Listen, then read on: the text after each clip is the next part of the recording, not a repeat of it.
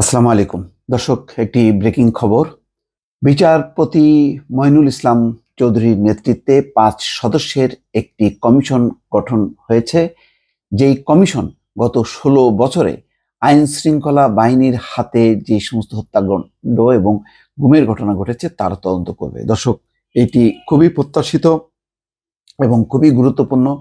ইতিমধ্যে জানেন যে জাতিসংঘের একটি তদন্ত টিম বাংলাদেশে সফর করেছে এবং আরেকটি টিম ইতিমধ্যে তারা আছেন বাংলাদেশে।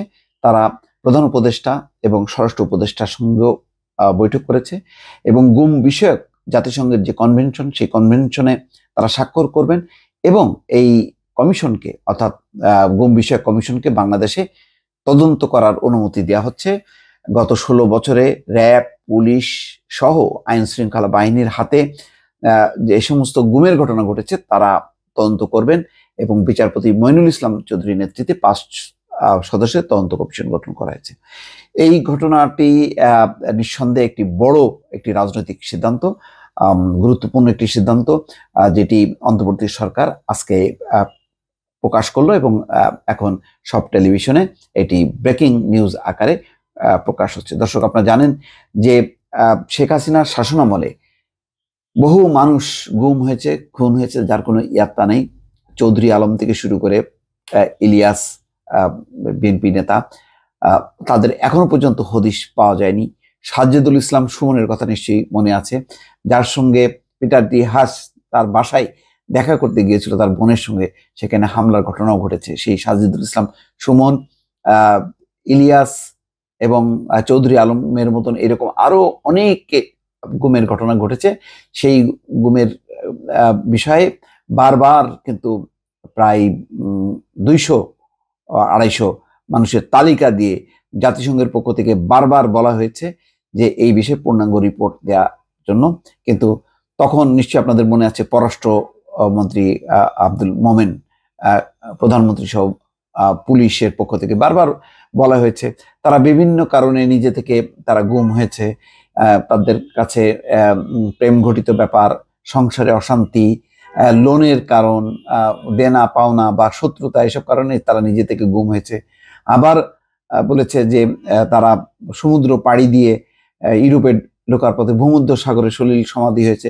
অর্থাৎ গুমের ঘটনাগুলো কোনোভাবেই তদন্ত করা যায়নি। কারা, কোন কোন সংস্থা গুমের সঙ্গে জড়িত, কারা আয়নাঘর তৈরি করে বছরের পর বছর আটকে রেখেছে। যেমন সম্প্রতি সরকার পতনের পর দ্রুত বেগে কিছু মানুষ, জীবিত মানুষকে পাওয়া গেছে, ব্রিগেডিয়ার আজমি সহ আরো অনেকের।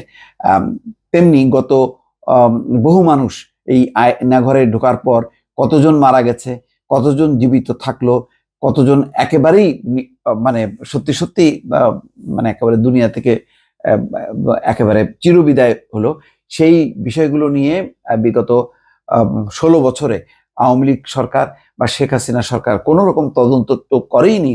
বরং তারা যে গুমের সঙ্গে জড়িত সেটি বোঝা গেল যখন নাকি সরকার পতনের পর আয়নাঘর থেকে এক এক করে মানুষগুলো বেরিয়ে আসতে থাকলো এবং তাদের সেই বিবরণগুলো শিউরে ওঠার মতন, যে দিন রাত তারা অন্ধকারের মধ্যে থাকতো এক রুমের মধ্যে। সেখানে কোথায়, কোন এলাকায়, কখন, দিন রাত কোনো কিছু তাদের হিসাব ছিল না। কালো কাপড়ের চোখ মুখ বাঁধা থাকতো অনেকের, ফলে তারা মাস জানতো না, বছর জানতো না, এইভাবে চলতো বছরের পর বছর, 8 বছর 10 বছর পরে কেউ বেরিয়েছে, আবার এইভাবেই অসুস্থ হয়ে অনেকে মারাও গেছে। তো এইরকম নির্মম যে সমস্ত গুমের ঘটনা ঘটেছে, এখন যেই দাবিটা, যে প্রত্যাশা, যে গুমের বিচার, এবং জাতিসংঘ যেটি চায় যে গুমের তদন্ত, তার আজকে কমিশন গঠন করা হলো আনুষ্ঠানিকভাবে। এখানে বলা হচ্ছে যে বৈষম্য বিরোধী ছাত্র আন্দোলনের সময় 2 মাসে সংগঠিত অপরাধের জন্য একটি জাতিসংঘের ফ্যাক্ট ফাইন্ডিং মিশন এসছে। এই মিশন অবশ্য এই বিগত সাম্প্রতিক সময় যে জুলাই মাসের থেকে শুরু করে আগস্টের প্রথম ভাগ পর্যন্ত যে হত্যাকাণ্ড ঘটেছে সেইগুলির ব্যাপারে তারা তদন্ত করবে, কারা দায়ী সেই ব্যাপারে তারা কাজ করবে। এর পাশাপাশি জাতিসংঘের গুম বিষয়ক যেই কমিশন আছে, কমিটি আছে, সেই কমিটির সদস্যরাও আসবে এবং এই বিষয়ক যে সনদ বাংলাদেশ স্বাক্ষর করেনি সেই সনদে পর্যন্ত এখন বাংলাদেশ স্বাক্ষর করতে চাচ্ছে। অর্থাৎ স্বাক্ষরকারী দেশ যখন হবে তখন অবাধে গুম বিষয়ে বাংলাদেশকে জবাবদিহি করতে হবে। বাংলাদেশে যদি এই ধরনের ঘটনা ঘটে তাহলে এর তদন্তে আর কোনো বাধা থাকবে না। ফলে এটি একটি যুগান্তকারী ঘটনা। অন্যান্য পাশাপাশি যেটি বলা হচ্ছে যে মঙ্গলবার সচিবালয়ে জাতিসংঘের 3 সদস্যের প্রতিনিধি দল সাক্ষাৎ করেন জাহাঙ্গীর আলম চৌধুরী, যিনি স্বরাষ্ট্র উপদেষ্টা, জাতিসংঘের মানবাধিকার বিষয়ক হাইকমিশনের এশিয়া প্রশান্ত মহাসাগরীয় অঞ্চলের প্রধান রোরি মুঙ্গোভেনের নেতৃত্বে প্রতিনিধি দলের অন্য সদস্যরা হচ্ছেন এই অঞ্চলের মানবাধিকার কর্মকর্তা লিভিয়া কসেঞ্জা ও আলেকজান্ডার জেমস আমির এল জুন্দি। তারা এটি কাজ করবে। তো সুতরাং একসঙ্গে দুটি, এক হলো 16 বছরে গুমের যেই ঘটনাগুলো ঘটেছে, যেটি তালিকাভুক্ত আছে, সেই ঘটনাগুলো তারা তদন্ত করবে, কমিশন তদন্ত করবে এবং তার সঙ্গে জাতিসংঘ যুক্ত হচ্ছে।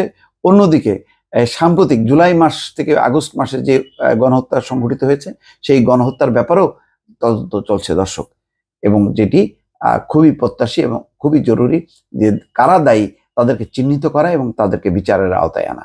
দর্শক ভালো থাকবেন, আল্লাহ হাফেজ।